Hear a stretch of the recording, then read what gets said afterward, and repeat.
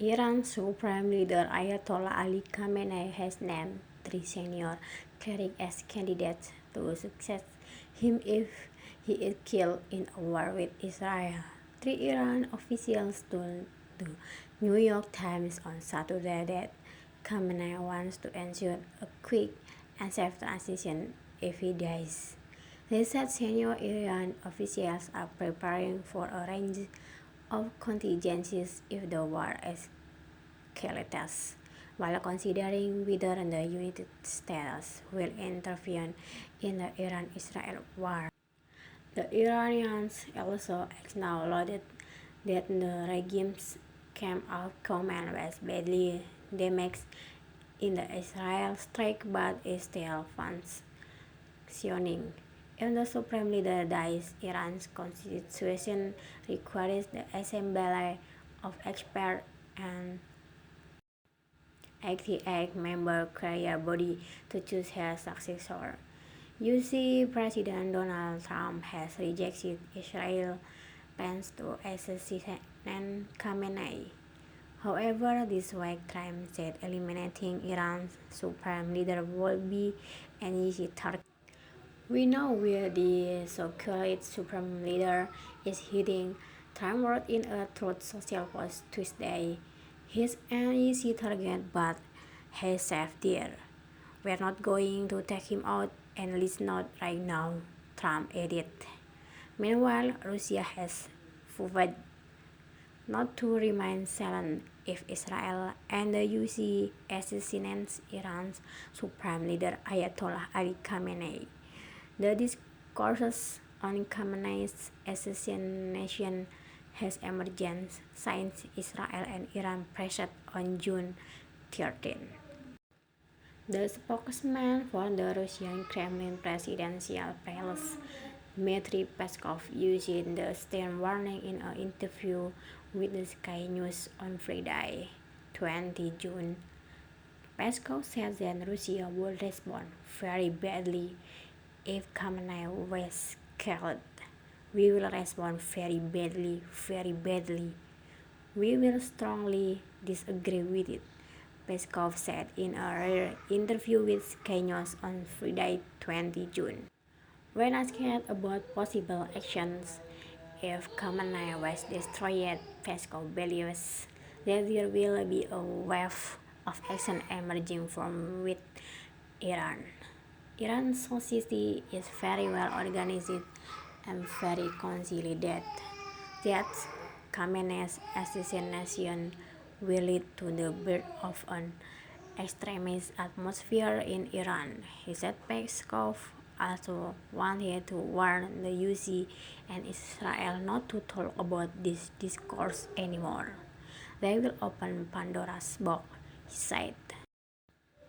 The discourse on the assassination of Khamenei was raised by Israel Prime Minister Benjamin Netanyahu on several occasions. Netanyahu, in an interview with ABC News, said that the war between Israel and Iran would only end if Khamenei was killed. The Iran-Israel war erupted because Tel Aviv launched an attack on Tehran on June 13. The pretext was that Israel felt threatened by Iran's nuclear development, which was considered potentially capable of producing nuclear weapons. Israel's provocation was responded to strongly by Iran by launching Operation True Promise 3. Meanwhile, the Israel attack threatened hundreds of people in Iran, including a number of high-ranking military officials and nuclear scientists. The Israeli attack also damaged Iran's nuclear facility Natanz to the point of emitting radiation. Muslim-majority countries and Tehran's nuclear allies also strongly condemned Israel for its attack on Iran. Russia even offered to mediate the conflict between Iran and Israel. China also argued an immediate ceasefire and stressed that the Iran nuclear issue should be resolved through political and diplomatic channels, not military ones. As Israel bombs hit Tehran and top Iranian commanders are killed, 26-year-old Supreme Leader Ayatollah Ali Khamenei is more isolated than ever. This has led to growing questions about who could replace him if he dies.